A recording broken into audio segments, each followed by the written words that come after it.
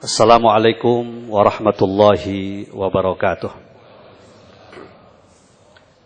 Bismillah, alhamdulillah, wassalatu wassalamu ala rasulillah wa ala alihi wa sahbihi wa mawalah wa la hawla wa la quwata illa billah. Asyhadu an la ilaha illallah wahdahu la syarikalah wa asyhadu anna sayyidana wa nabiyyana Muhammadan abduhu wa rasuluh la nabiyya ba'dah. Allahumma fasalli wa sallim wa barik ala sayyidina Muhammad wa ala alihi wa ashabil kiramil bararah wa sallama tasliman katsira, amma ba'du. Para jamaah kaum muslimin, kaum muslimat, shaimin dan shaimat rahimakumullah. Alhamdulillah, hari ini kita memasuki hari yang kedua di bulan suci Ramadan 1431 Hijriah yang penuh dengan keberkahan, keagungan dan kemuliaan. Mudah-mudahan Allah Subhanahu wa taala menerima segala amal ibadah kita, baik yang kita lakukan siang hari maupun juga yang kita lakukan pada malam hari. Sehingga selesai melaksanakan ibadah puasa di bulan suci Ramadan ini, kita akan menjadi orang-orang yang mendapatkan keberkahan dan kemuliaan di sisi Allah Subhanahu wa taala. Para jamaah sekalian, salah satu hikmah dan tujuan dari ibadah saum di bulan Ramadan ini sesungguhnya adalah dalam kerangka membangun kekuatan umat, baik secara pribadi maupun secara bersama-sama. Kenapa kekuatan ini harus kita bangun bersama-sama? Pribadi kita juga harus menjadi muslim yang kuat, umat juga harus menjadi umat yang kuat. Karena itu Rasulullah SAW menyatakan dalam sebuah hadis bahwa al-mu'minul qawiyyu khairun wa habbu ilallah minal mu'minid dha'if. Bahwa mukmin yang memiliki kekuatan, mukmin yang berkualitas, yang bermutu jauh lebih baik, lebih dicintai oleh Allah Subhanahu wa taala daripada mukmin yang lemah. Meskipun kedua-duanya, baik yang kuat maupun yang lemah, jauh lebih baik ketimbang mereka yang tidak beriman. Hadis ini sangat menarik, disampaikan oleh junjungan kita 15 abad yang lalu.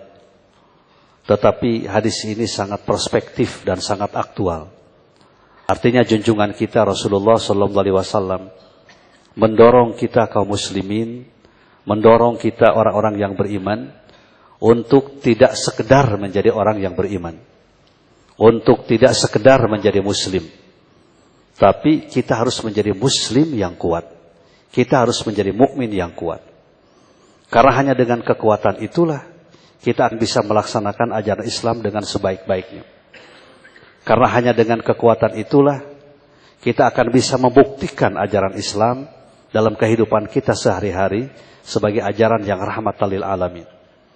Karena hanya dengan kekuatan itulah kita akan menjadi khairu ummah, umat yang terbaik, ummat wasata, umat pilihan, umat yang menentukan keadaan dari umat-umat yang lain.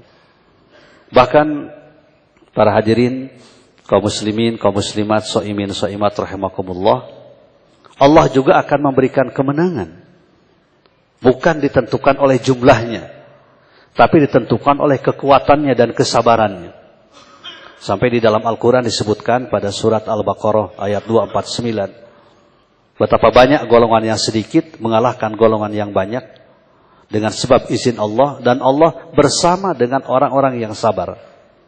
Kam min fi'atin qalilatin ghalabat fi'atan katsiratan biiznillah wallahu ma'as sabirin.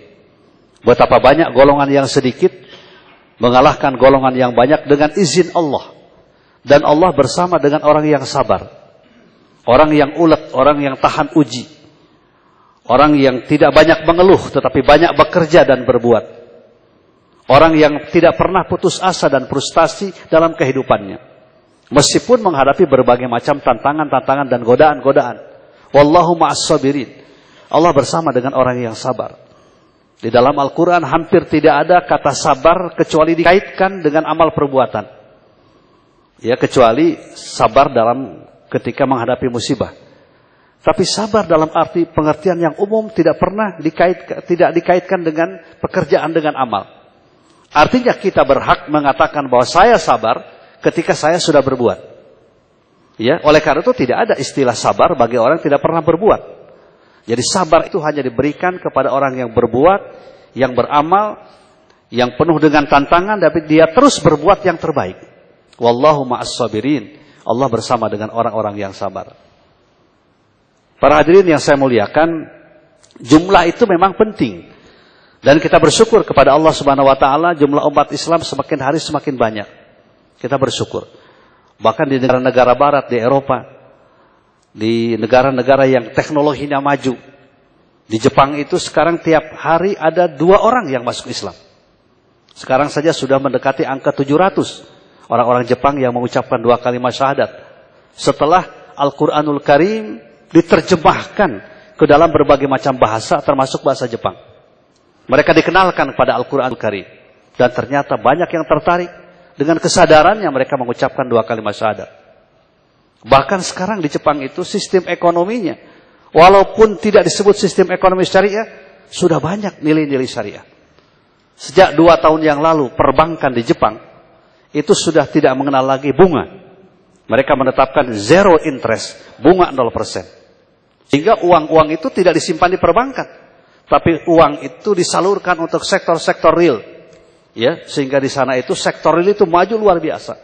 Kekuatan ekonomi itu ada di masyarakat, bukan pada industri yang besar, tapi kekuatan ekonomi pada masyarakat. Karena punya keyakinan dengan menyatakan bahwa zero interest, bunga 0%, uang itu tidak disimpan lagi, tapi digunakan untuk sektor-sektor real. Dan ini sebenarnya sangat Islami, walaupun namanya di sana perbankannya belum perbankan syariah. Demikian pula negara-negara lain. Ya, alhamdulillah kita bersyukur kepada Allah Subhanahu wa taala. Jumlahnya semakin banyak. Bahkan kalau dihitung ya, jumlah umat Islam ini di antara 5 agama yang terbesar di dunia, maka umat Islam adalah yang ke-1. Sekarang 1,8 miliar. Ya. Kita tidak pernah membayangkan di negara-negara bekas jajahan Uni Soviet, itu adalah hampir mayoritas mereka beragama Islam. Ya. Kita tidak pernah membayangkan bahwa di RRC itu jumlah umat Islam mendekati angka 80 juta. Walaupun dibandingkan dengan jumlah penduduknya secara keseluruhan, itu masih termasuk minoritas. Belum mencapai angka 10%. Baru mencapai angka 8%. Karena penduduk Cina itu mendekati angka 1 miliar. Kita tidak pernah membayangkan di India, negara kedua terbesar penduduknya di dunia, itu umat Islam juga banyak. Ya, ternyata di sana sudah mendekati angka 110 juta. Memang masih minoritas dibandingkan dengan jumlah penduduk dalam agama yang lain. Tetapi dari sudut jumlah, alhamdulillah, kita bersyukur kepada Allah Subhanahu wa taala, jumlah umat Islam semakin meningkat. Di Amerika itu luar biasa. Ada akselerasi, ada percepatan.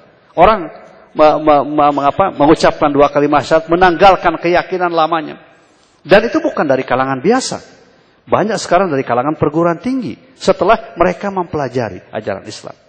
Bahkan ada satu kisah yang menarik, karena kebetulan salah seorang imam di Washington itu, di Masjid Washington adalah orang Indonesia.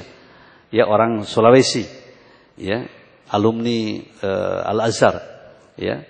Dia menjadi imam lama di sana, dan ternyata kata beliau itu ada seorang guru besar di sana yang mengucapkan 2 kalimat syahadat setelah dia mempelajari Al-Quran selesai 30 juz. Bayangkan tuh, mempelajari dulu Al-Quran 30 juz. Dia pelajari, ya, dia arti dalam terjemahan bahasa Inggrisnya. Dan setelah selesai dia yakin ini bukan kitab sembarangan. Ini pasti bukan ciptaan manusia. Ini bukan perkataan Nabi, tapi ini adalah pernyataan, wahyu dan firman dari Zat yang menciptakan alam semesta. Karena betapa banyak ayat-ayatnya yang berwawasan masa depan.